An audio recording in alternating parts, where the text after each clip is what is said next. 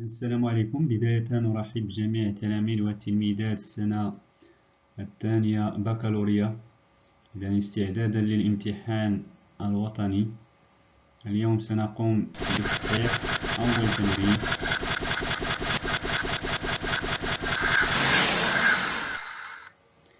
إذا أول تمرين استعدادا للامتحان الوطني. التمرين يقول: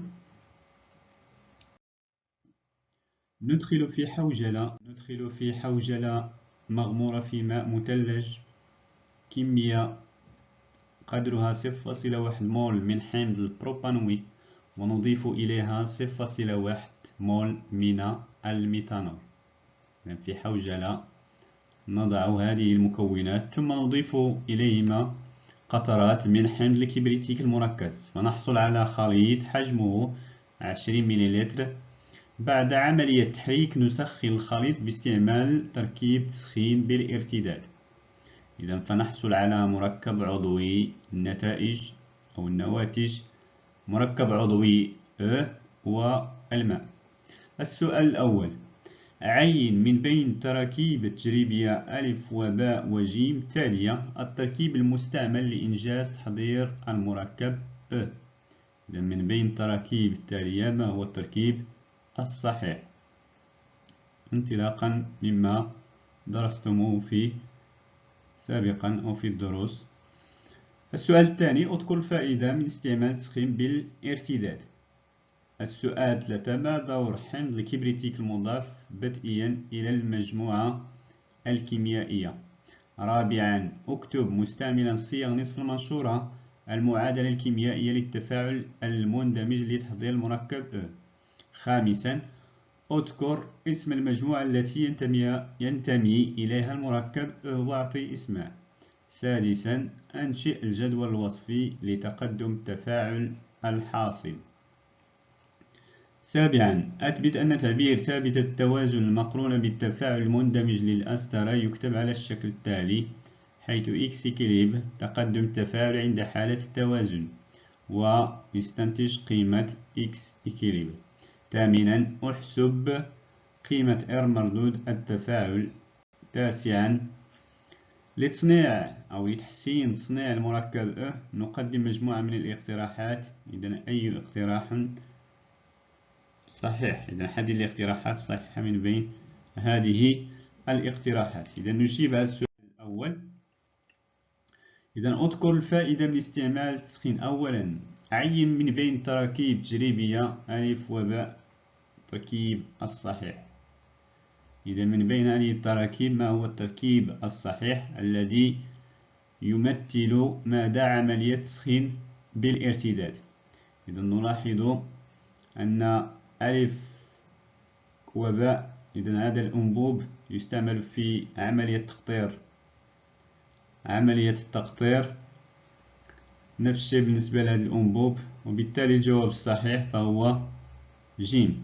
إذا ج فهو يمثل التسخين الارتداد فهو يتكون من أنبوب مقبب رأسي وحوجلة ومسخن كهربائي. إذا الجواب هو ج. إذا الجواب الصحيح. ثانيا: اذكر الفائدة من استعمال التسخين بالارتداد. إذا ما فائدة هذا التركيب التجريبي؟ إذا قلنا أن التسخين بالارتداد فهو يمكن من الرفع من درجة الخليط التفاعلي. إذا التسخين بالارتداد وبفضل المسخن الكهربائي يمكن من تسخين الخليط التفاعلي. ثانيا: فالأنبوب عند صعود البخار حاملا معه المتفاعلات، فالأنبوب يمكننا من تبريد هذه المكونات دون ضياع كمية المادة. إذا هناك فائدتين: الرفع من درجة حرارة الخليط التفاعلي وتفادي ضياع كمية مادة المتفاعلات. ثالثا: ما دور حمض الكبريتيك المضاف بدئيا إلى المجموعة الكيميائية؟ إذا ما هو دور قطرات حمض الكبريتيك المضافة؟ فهي لا تتدخل في التفاعل، تلعب دور الحافز أو الحفاز، أي تسريع درجة أو تسريع سرعة التفاعل الكيميائي. إذا فهو يلعب دور الحفاز ولا يتدخل في التفاعل.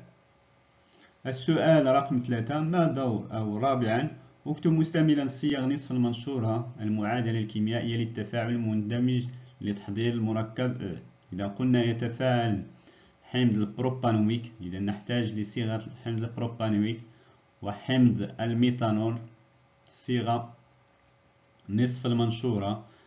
النواتج مركب عضوي سنتعرف عليه هو الماء. إذا بالنسبة لحمض البروبانويك الصيغة العامة CH3 CH2 CH2 COOH، ثم الميثانول CH3 OH.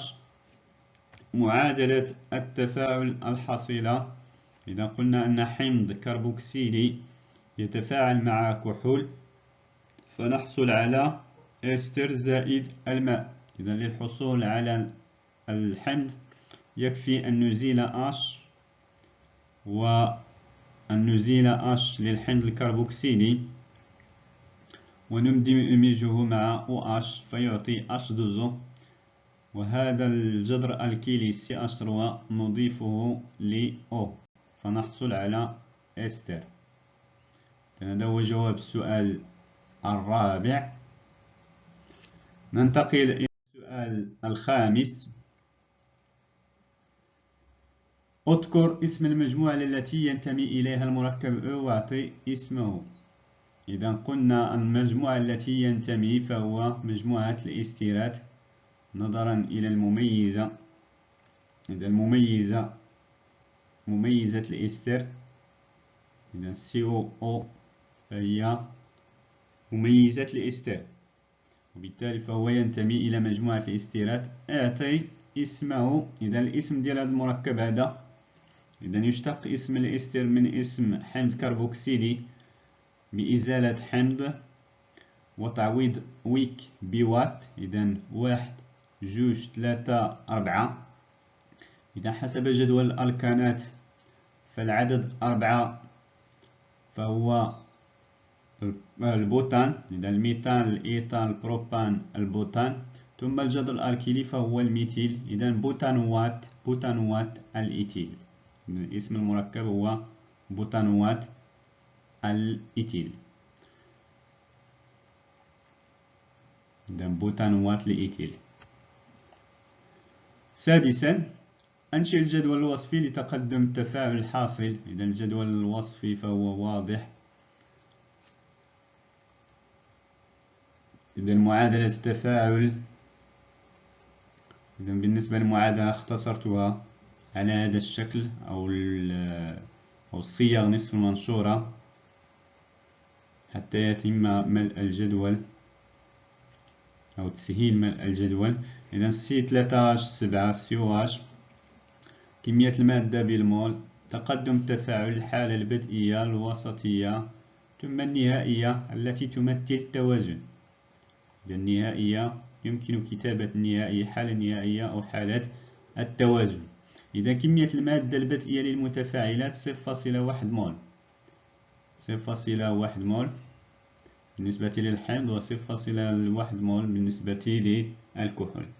هل تكون الإستر؟ لا. بالنسبة عفوا هنايا ماشي وفير، هنايا ماشي وفير دونك إي 0. إذا N0 ناقص X، إذا المعامل 1 ناقص X، N0 ناقص X، إذا هنايا X. عند التوازن أو في الحالة النهائية N0 ناقص X إكيليبر ولا فينال، N0 ناقص X إكيليبر، X إكيليبر، X إكيليبر. إذا يمكن استعمال إكيليبر.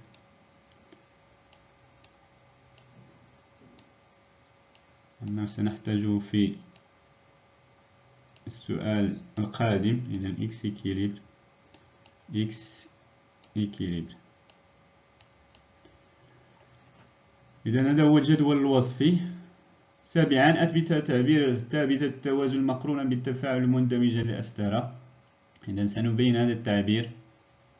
إذا الانطلاقة أو البداية ستكون من تعبير ثابتة التوازن.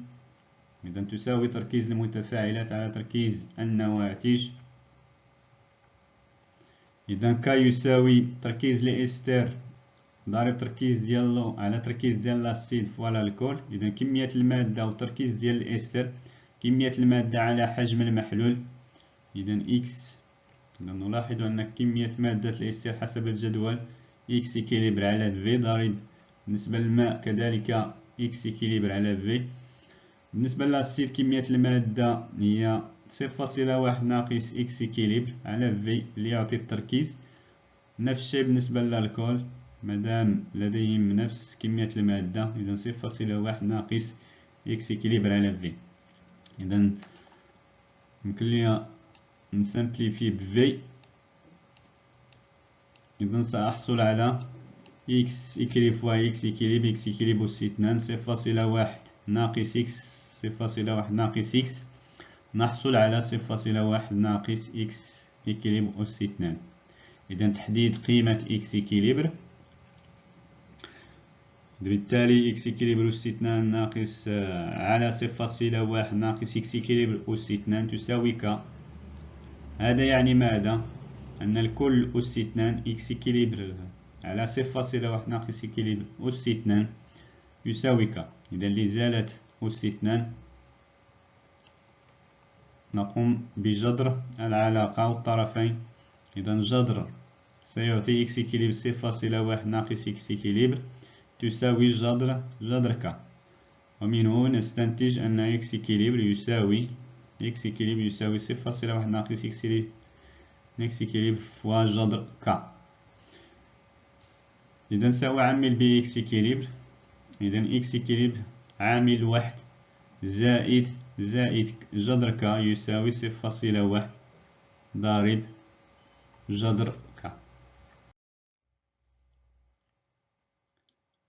إذا في النهاية نحصل على إكس إكيليبر يساوي 0.1 ضارب جذر ك على 1 زائد جذر ك. تطبيق عددي نحصل على هذه القيمة 6.67 أس ناقص 2. ثامنا أحسب قيمة المردود. إذا مردود التفاعل لدينا R يساوي إكس إكيليبر على إكس تيوري. إذا في حالة تفاعل كلي ما هي قيمة إكس اللي هي إكس ماكس؟ إذا إكس تيوريك هي إكس ماكس. إكس إكسبيريمونتال هي كمية المادة ديال الإستيل المحصل عليها تجريبيا اللي هي إكس إكيليبر ولا إكس فينال. إذا إكس إكيليبر هي 6.67 أس ناقص 2. إكس ماكس نحصل عليها من الجدول الوصفي. إذا نفترض أن الحمض الكربوكسيلي هو المتفاعل المحيد ونحصل على 0.1 مول، ونفترض كذلك الطرف الثاني اللي هو الكحول متفاعل محيد ونحصل على 0.1. إذا ما دام أن كمية المادة البدئية متساوية فإكس ماكس هي 0.1 مول. إذا نجد التطبيق العددي 0.667. بالنسبة للمئوية نضرب هذه القيمة في 100 ونحصل على 66.7%. إذا هذه القيمة دليل على أن الحمض أو الكحول المستعمل فهو كحول أولي. إذا لآخر سؤال، لتحسين تصنيع المردود نقدم مجموعة من الاقتراحات. إضافة كمية وافرة من حمض الكبريتيك المركز. إذا هذا الجواب ليس صحيح، لأن الحمض الكبريتيك الدور ديالو هو تحفيز، هو الرفع من سرعة التفاعل. إزالة الماء، إذا جيد. إذا هذا يمكننا من تحسين المردود، لأن كلما تم إزالة ناتج فالتحول يتحول أو التفاعل يتحول في المنحى المباشر، أي منحى تكون الإستر. تعويض حمض البروبانويك بأندريد الحمض، إذا هذا ليس بجواب. وإذا الجواب الصحيح هو الجواب باء. الجواب باء. يحسن أو يجب لتحسين المردود يجب إزالة الماء المتكون. إذا شكرا على تتبعكم. إلى تمرين آخر من تمارين الاستعداد للامتحان الوطني.